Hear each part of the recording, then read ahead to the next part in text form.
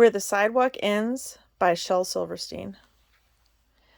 We're now on page 68. So this is a picture of a wild boar, but it looks like there's no illustration for the thumbs poem.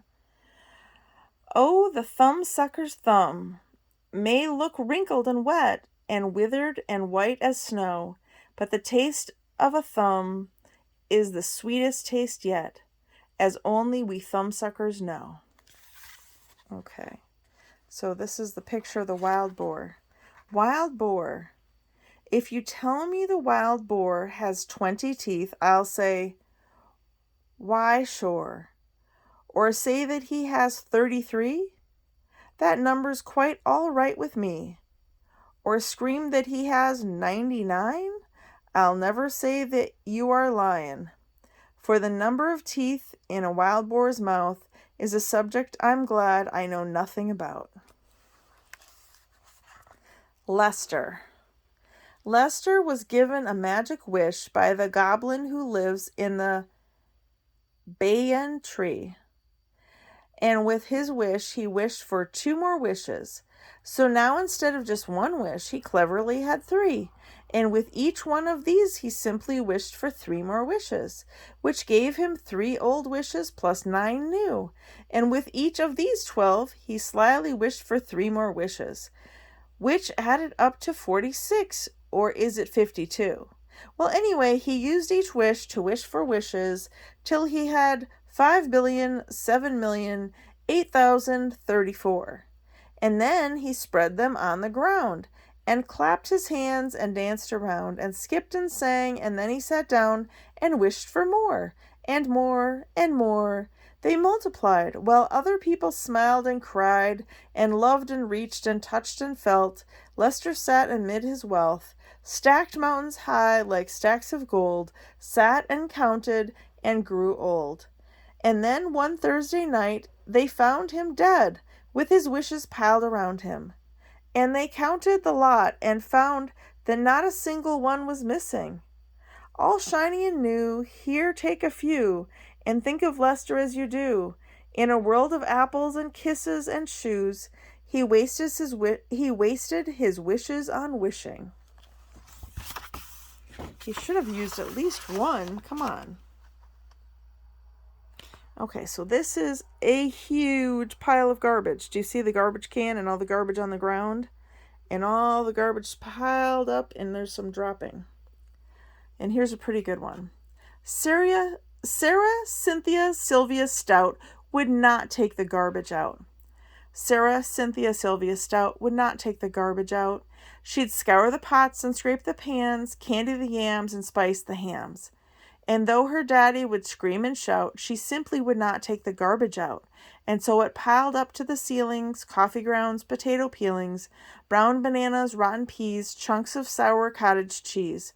It filled the can, it covered the floor, it cracked the window and blocked the door, with bacon rinds and chicken bones, drippy ends of ice cream cones, prune pits, peach pits, orange peel, gloppy glumps of cold oatmeal, pizza crusts and withered greens, soggy beans and tangerines, crusts of blackburn, buttered toast, grisly bits of beefy roast. The garbage rolled on down the hall, it raised the roof, it broke the wall. Greasy napkins, cookie crumbs, globs of gooey bubble gum, cellophane from green bologna, rubbery blubbery macaroni, peanut butter, caked and dry, curdled milk and crusts of pie, moldy melons, dried up mustard, eggshells mixed with lemon custard, cold French fries and rancid meat, yellow lumps of cream of wheat. At last the garbage reached so high that finally it touched the sky, and all the neighbors moved away, and none of her friends would come to play. And finally, Sarah Cynthia Stout said, "Okay, I'll take the garbage out." But then, of course, it was too late. The garbage reached across the state, from New York to the Golden Gate, and there in the garbage she did hate, poor Sarah met an awful fate that I cannot right now relate, because the hour is much too late. But children, remember, Sarah Stout, and always take the garbage out. Oh, there's Sarah running away from the garbage, isn't it? So there's a pile of garbage here, and it's falling, and here's Sarah running away. That is a really long poem, but seriously, take the garbage out. It's so much easier. Okay, drats. So it looks like this might be a rat, and these might be a bunch of cats. And then it looks like here's another big rat on this page. Okay, let's read the poem. Drats.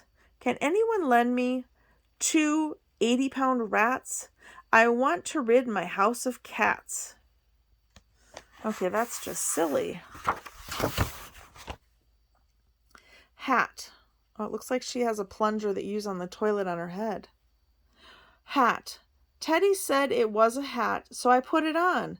Now Dad is saying, where the heck's the toilet plunger gone? My rules. If you want to marry me, here's what you'll have to do. You must learn how to make a perfect chicken dumpling stew. You must sew my holy socks, and soothe my troubled mind, and develop the knack for scratching my back, and keep my shoes spotlessly shined. And while I rest, you must rake up the leaves, and when it is hailing and snowing, you must shovel the walk, and be still when I talk. And hey, where are you going?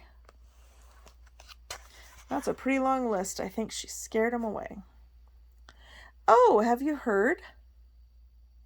Oh, have you heard it's time for vaccinations? I think someone put salt in your tea. They're giving us 11-month vacations, and Florida has sunk into the sea. Oh, have you heard? The president has measles. The principal has just burned down the school.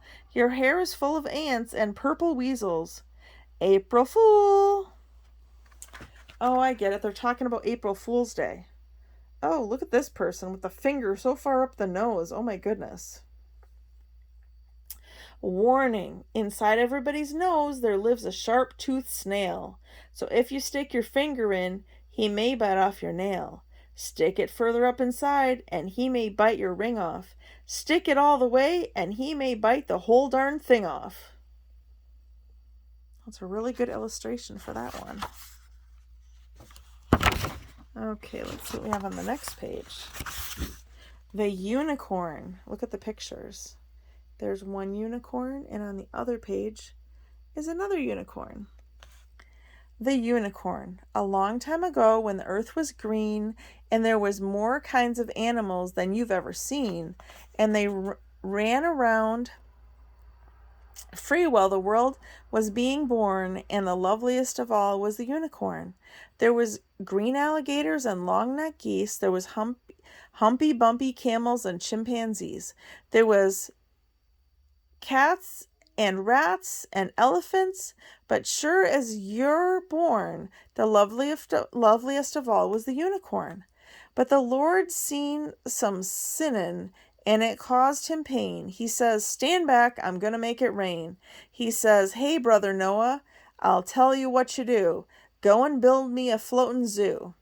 And you take 2 alligators and a couple of geese, 2 humpy bumpy camels, and 2 chimpanzees. Take 2 cats and rats and elephants, but sure as you're born, Noah, don't you forget my unicorn. Now Noah was there, and he answered the callin', and he furnished up the ark just as the rain started fallin'.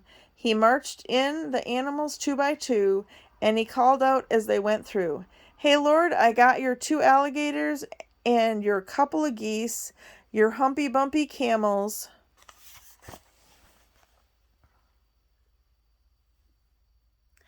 and your 2 chimpanzees. Got your cats and rats and elephants, but Lord, I'm so forlorn, 'cause I just don't see no unicorn. Old Noah looked out through the driving rain, but the unicorns were hiding, playing silly games. They were kicking and splashing in the misty morn. Oh, them silly unicorn. Then the goat started goatin', and the snake started snaking. The elephant started elephantin', and the boat started shaking. The mouse started squeaking and the lion started roaring, and everyone's aboard but the unicorn.